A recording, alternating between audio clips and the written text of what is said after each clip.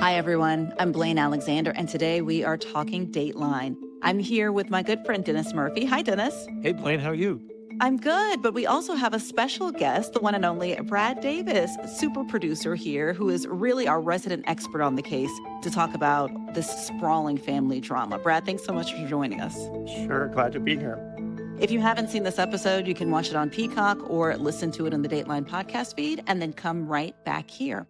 But just a quick recap. When FSU law professor Dan Markel was shot in the garage of his home back in 2014, investigators uncovered a murder for hire plot that they say was orchestrated by his mother-in-law, Donna Adelson. Now, 11 years after his murder, Donna's murder trial ended with a guilty verdict, making her the fifth person to be convicted in this case. The big question now, of course, will anyone else be charged? We'll discuss that during today's Talking Dateline. In this episode, we've also got an extra clip of Wendy Adelson testifying during her mother's trial. And of course, later we will take some of your questions from social media. All right, guys, let's talk Dateline. Great. Of course, I've followed this case. I know the stories and the backstories and everything, but just watching this was so unbelievably fascinating to me, just how many people are involved in the killing of this one man. This has unfolded over more than a decade. I just wonder what it's like following a case like this. I mean, that really seems to, you think both shoes have dropped, and then yet there's another shoe, and things just kind of keep coming in this. Yes, and Blayne here, Brad and I are going back to the same courtroom in Tallahassee, Florida, every couple of years. And Mm. we look at the tables to the right and the left of the prosecutor are the same. But the defendants keep changing with different lawyers. And the years go by, and Ruth and Phil Markel, the parents of the murdered man, are still there. And you get a sense of the elapsed time. But it always struck me, Blayne, there's something Shakespearean about it, where there's a tragic flaw that brings down an entire family. But first, I can't think of any other Dateline episode that begins with Wheel of Fortune. When that kicked off, I said, okay, where are we going with this one? And then to see that Donna Adelson was actually a Wheel of Fortune contestant. One, I was immediately jealous because that's one of my dreams, is to be on Wheel of Fortune. So, but secondly, to find that and then have what seemed to be almost the perfect puzzle, Mischief Maker, was unbelievable. It provides this fantastic through line because I noticed, Brad and Dennis, in your writing that you wove Mischief Maker and making mischief throughout the script, throughout the entire 2 hours. And I just thought that that was brilliantly Well, done. that kind of a thing It's can wear out its welcome, but I think we got away with it. I think you did. and you can't make it up. I mean, Mischief Maker, it writes itself almost. I didn't have to do very much, and Dennis and I both. So we talk about Donna Adelson and all of your reporting on this case. I mean, how would you describe her? Who is this woman? Someone who puts on just a shiny veneer, but there's someone completely different underneath? I think there is a shiny veneer. She's, I think a lovely woman, to meet her running the office of the dental practice, raising three very fine young people, as far as their professions and educational background. But the dark side of it is the control. Yes, I She's sort of totally like agree. the ultimate controlling mother who, helicopter parenting is one thing, but this was like, really in your face, Yeah. choosing dates for you to go on for Yes. Wendy, trying to do all sorts of things to control. And that's where her Achilles heel lies. I mean, the Yeah. signature for her defense is this phrase, she's a meddler, not a murderer. But there is Mhm. evidence that she meddled in her children's lives all for years and years and years. Mhm. And her grandchildren. She wants to Yes. control where her grandchildren are. She wants them to be with her. And that's, if you go by what the prosecution has said, that's what this case has always been And about. that's my And I think Shakespearean that's flaw, this desire for control of all elements of your life in a very uncontrollable kind of world we live in. one thing that really stuck out to me about this episode is that the video that we had was just incredible. I mean, from the interrogation video of Wendy to the bump video to the video inside Dolce Vita to all of this video that really came together to tell the story. I wonder if we could talk about that bump video a little bit more. Do we know why investigators targeted her and not Charlie? That's a good question. I don't know the exact answer to it. I'd have to ask Georgia, but the Kaplan, the state prosecutor. I think they felt like that Donna would be sort of more open to sort of freaking out and being fearful and sort of doing something. Whereas Charlie might have been more confrontational. The ultimate goal is to get them chattering on, the chatter on the wiretaps. that's what the bump is really about, the idea of the bumping that up, so that they'll start talking potentially about the crime that's been committed. Blayne, I think of the strategy or something like a pool break shot where you're there going to make the Yes. balls scatter and you fire a shot and there they go and they're in the pocket and they're moving around the table. Let's scatter the balls and see what happens. And what happened was Mm. Brad precisely what they hoped, which is that she started making calls, not to the police, not to her husband, but to her son Charlie was the first one. What's going on? Let me tell you what's happening here. I mean, it set in motion this chain of events that even though none of them actually said anything incriminating on the lines or when they were being tapped, to your point, just the fact that they started calling, that gave police enough to start connecting dots. Brad, I think it produced maybe the best single bit of evidence in the trial, which is this monitored wiretap phone call between Charlie and his mother after the bump, where Charlie's asking, "Is it about me?" She said, "Well," and Brad, here's the quote I think is the quote of the trial. Mhm. It's about us. It's about the two of us, um, Probably both of Yes. us. which Yep. Yeah. makes Mhm. you say, two of us in what? What's going on? What is Donna telling her son? I think that's maybe the Right. most important bit of evidence of the trial. It's not incriminating in that sense that they're not saying we murdered our son-in-law, our brother-in-law, but it's creating this image of what this conspiracy was after the fact, and that's what really was, hit home for the prosecutor. Watching all of this, I got the sense that this was a family that certainly knew enough to be careful, right? They know enough to kind of avoid what you would think to Mhm. be your common pitfalls if you're trying to not get caught for murder. But they did just enough to obviously give investigators what they needed to piece it together. It's a web put together of wiretapped calls, emails, text messages. That becomes the spider web that pulls everybody in. And Charlie just never shuts up. He talks himself into a conviction Yeah. and pulls the other Yeah. people in with him. Let's talk about the other piece of video that I thought was very striking, which was that video of Donna and Harvey preparing to board the flight to Oh, Vietnam. I can See, watch that video over and over. And the tussle blame for her phone. Donna is holding out her phone, this. which is evidence. And the FBI Mhm. agent, Pat Sanford, is reaching for it and grappling with it. And all of a sudden, it all happens in a enclosed space, and she's cuffed and being walked in. It all happens, Brad, I get the feeling it's like a minute and a half on that jetway. I was able to get a hold of that video. We were the first people to actually air the video, which shooting our horn a little bit, but you could really see that and see like the craziness in that moment. Had they gotten on that flight, had the plane actually taken off, it would have been a very different story, I agree. as we Yeah. know. It would be. We might have had to go to Vietnam. Who knows? When we get back, Wendy Adelson will take the stand in her mother's murder trial, and she testifies about a phone call that she made to Donna sharing the news of Dan Markel's death.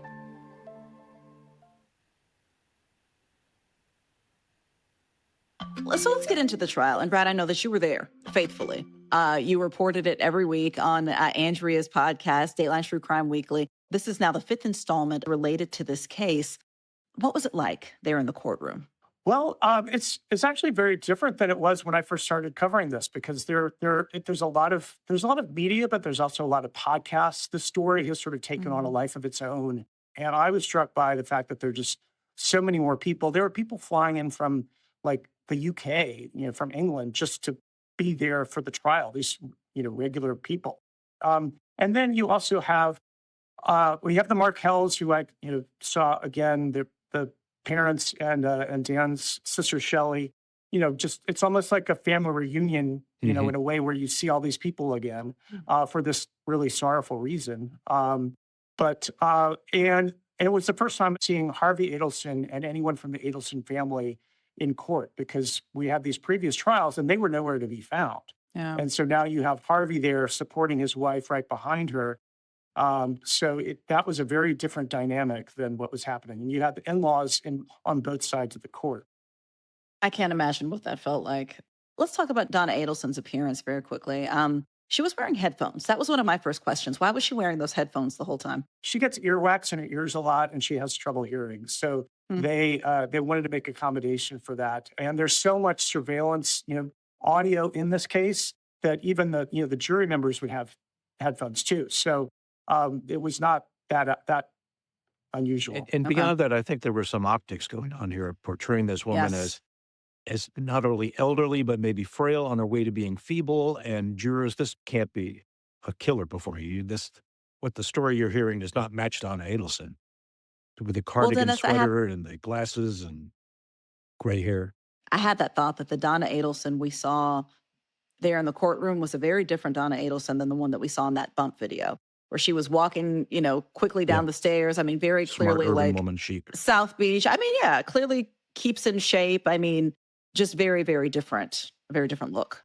One little detail that came out in some of this pretrial stuff was that before they were going to flee, to go to Vietnam, she actually had an appointment with a plastic surgeon to get her neck tucked or do something, which I think she had to cancel because she could go to Vietnam and flee the country.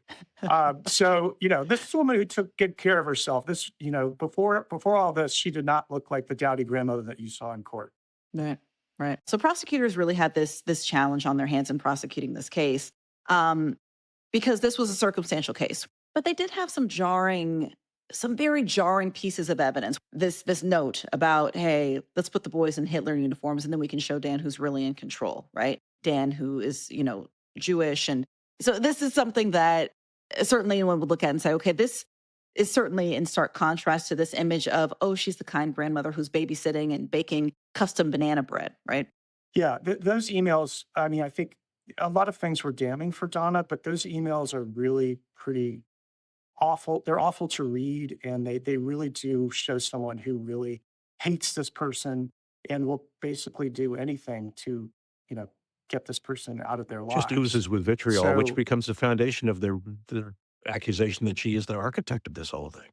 She hated Danny so much that she would get rid of him by killing him, having him killed. Brad, I think that you and I think we talked about this because I remember I was guest hosting on Andrea's podcast, I think the week that Rob Adelson testified. The way that you brought him into the episode and kind of teed him up to be this guy, and then he comes out and he is state's witness. I'm just so curious about these family dynamics. Talk to me about Rob Adelson. Where does he come from? Why did he decide to testify? What's he about? Well, Rob is he's an ENT surgeon outside of Albany. He is the oldest of the three Adelson kids, and he has not seen the family as much over the years. One thing that we don't get into in the episode, and they didn't get into on the stand either in the trial, was that Rob has a longstanding issue with his parents. They did not approve of the woman that he wanted to marry, and he entered into a marriage that he didn't think was really right for him because of his parents' feelings, specifically his mother's feelings. And he eventually divorced that person and finally married the woman that he really was in love with from the beginning. So that is in itself is a window into the dynamics of the family. Their approval was so important, and he defied it ultimately. Just the drama that here he is testifying against his mother in a first degree murder case, and tells the story. Well, what was it? Calling up after Harvey's birthday, I guess, and it was one of these. The news has been released, Mom. They've got the guys. They've got the two killers, and it's crickets on the phone. Donna will not engage. And you couple that with that moment where, but right after the murder, where he is talking with his mother, and he's already talked to the FBI, and she's telling him, "Oh, by the way, honey, don't talk to the FBI if they call you." But he's already talked to them, so he tells her that, and she's like, "Oh, well, you don't know anything anyway." I mean, to me, that statement is as incriminating as anything else, because like that implies that, oh, well, I know something. I thought it was such strong testimony, Brad, that you could almost imagine Georgia Kappelman rising after he left the stand and say, "Your Honor, the state rests." I mean, it was that devastating. And in fact, you and I were both in the courtroom for it. And then I left the courtroom and I ran into Georgia, the prosecutor, and she just said, "Wow," after his testimony. And I'll always remember that. Another thing that they did was Wendy testified right before Rob, and Wendy was on the stand for a few hours. And as she was leaving the court, Rob came in from the back and from a different entrance. And this was all to separate Wendy and Rob, who have not seen each other in years or spoken. You had all these members of this family in this courthouse for the same. Charlie's in jail, right by, ready to testify. it was a very weird family reunion to say the least. Well, we've talked about every Adelson up to this point, except Wendy. I guess the first question, and this is probably the question many viewers have, and probably you to yourselves, will she face charges? I mean, she's seemingly the woman at the center of all of this. Well, whatever we say about Wendy from here on out, we should boilerplate by saying that she has never been accused. She has always denied any involvement in any aspect of this plot, and that so far the state has not said whether they're going to go for her with a charge or not. But she's a Sure. fascinating, endless interest in the court of public opinion here. I mean, she testified under immunity agreements in several of these trials. Does that have any impact, though, on whether she could be charged in the future? Bills? Prosecution has said no. They're not. That is not a limiting factor for them. And Mhm. there's a whole record of what things that Wendy has said about this case. I mean, the story that has a lot of people wondering is on the day of the murder, what is she doing? Getting in the car and she's going on a mission to the liquor store to buy a bottle of bourbon. Why does she go down her very old street, go out of her way? Why is it that she sees flashing lights and disturbance around her house that she doesn't approach an officer and say, "It's where my ex-husband lives. What's going on?" That kind of circumstantial story would be used against her, but I don't think there's any reason it couldn't be used against her in any pending prosecution. Mhm. Yeah, she's had many explanations for that. And the other question is why does she not call the daycare, where her kids are, to make sure that they're okay and that they're there? Why does she not call Dan? There are a lot of questions that whole incident raised. She said she would go down that street a lot because she just would be nostalgic and want to see the house and the kids. She was on her way somewhere to pick up some liquor for a bar party that she was going to. But she did go strangely out of her way, and that she's always said, "Well, that's the way that I knew the way to go." So it's a murky question, but it's a big question. But a question, yes. So we have some extra sound from Wendy testifying. Brad, can you kind of just tell us what we're going to listen to? Yeah, this is Wendy testifying at the at Donna's trial, and the prosecution is just asking her, about her time in the interrogation room and some of the questions that she was asked, and the fact that she spoke to her mother during that time period. Did you ask your mom in that telephone conversation to tell Charlie what was going on? I think I did. I didn't want to make any more phone calls. And your mom took the news pretty well, didn't she, this phone call? I wouldn't say she took the news well. I think she was upset. Did you say something different in your law enforcement interview after you got off the phone with her? I don't think I did. I don't think I said something like that. Didn't you say, page 265, line 5 through 6, quote, "My mom handled that pretty well"? I may have said that. I can check it. Can you tell me the line again? Yes, ma'am, page 265, line 5 and 6.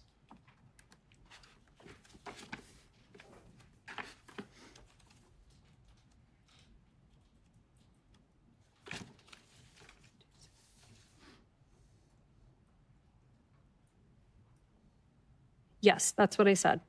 And then page 280, line 22 and 23. Did you also say, "Well, my parents sounded really surprised, so that's at least a relief"? Yes, I see that here. No further questions. I think a good defense attorney could spin that in a way to make it sound less damning to her. Yeah, I mean, we actually included that little excerpt from the interrogation in our Dateline. It goes by very quickly at the end where she says, "Oh, well, my mom handled that pretty well." If you think about it, yes, it can be read a couple of different ways. But you listen to Donna Adelson talking and she says, "What? What?" on the phone when she hears this news. Mhm. But there's not a lot of other stuff coming from Donna at that point. She's not asking a lot of questions, to be honest. Yeah, yeah. Let's talk about Donna's attorney. In her closing argument, I was struck by the fact that she pointed the finger at Charlie.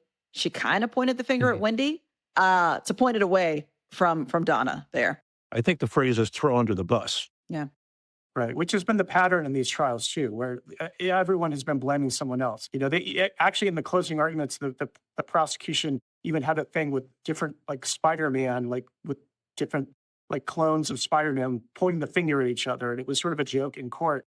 And, that's sort of what this has been. Like, they're all blaming each other. Hmm. So 3 hours, 3 hours to find Donna guilty, 3 hours to find Charlie guilty. Were either of you surprised? I think I was surprised at both of them, Brad. I thought Charlie would take a little more time. I thought they both would take more time. I thought Donna would take more time than Charlie, but they really did end up being about the same. And I think the fact that Charlie did take such a short amount of time gave the prosecution even more confidence that they could go after Donna. Without Charlie's conviction, you could not have gone after Donna, I think. So I'm curious from both of you. I mean, this has taken a significant chunk of your last decade. Where do you see this going next, knowing what you know about this case? Well, I think the world of Georgia Kappelman's skills, the prosecutor up in Tallahassee, uh, Mhm. and the postmortem assembly that she had after Charlie's trial. We were all out in the outside the courtroom there, and she said, and somebody said, "Is this the end of the prosecution of the Adelson family?" And she said, quotably, famously, "Stay tuned." And immediately, within a week, I think it was, Brad, we had the indictment of Donna Adelson. This Mm. time, she also took a victory lap outside, as was deserved. And Brad, I think you threw the question of, should we Yeah, stay yeah. tuned? I was there. It was funny because she came out and people were they of course wanted to ask you about Wendy. That Yeah. was the immediate Who's thing going to ask the everyone was Wendy asking. And question? she said, yeah, and Mm. she's like, don't use the W word. Don't say that. Don't ask me that. Don't ask me. She was smiling and joking, but not really joking. And finally, to sort of get into it, at least roundabout way, I said, well, should we stay tuned? And she said, oh yeah, sure, you could stay tuned. But it's the really big burning question. There are only a few people who know the answer. There might not even be an answer yet, to be honest. So we'll see. Wow. Well, I know that we will certainly be staying tuned. And we'll stay tuned to your coverage of this, which has been exceptional. Coming up after the break, we are going to answer some of your questions from social media.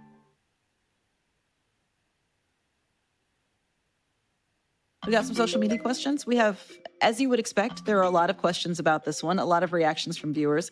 So let's start with a video question from Al Romas. Let's take a look. Hey, Dennis. It's Al Romas. I'm in the sun here in Florida. Question. I've been following the trial for a while. Any background on the other son? I think his name was Robert. Just wondering why he escaped the mess of that family and how he did it. And any insight into this character would be welcome. Thanks, man. And enjoy your work.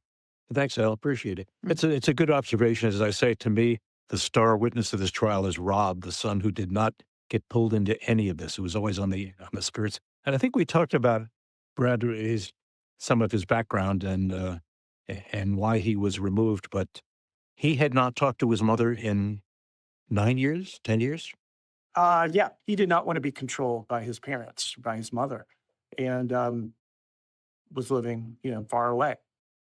And the Fascinating. prosecution resisted putting him on the stand until they absolutely had to use him. And that was in the trial of his mother. So dramatic. Sure. Very, very. Let's listen to another audio question. Hello. I found it extremely odd at the end when they said that Wendy changed the two boys' names back to Adelson to protect them. Why would she do that? The Adelson name is associated with murder.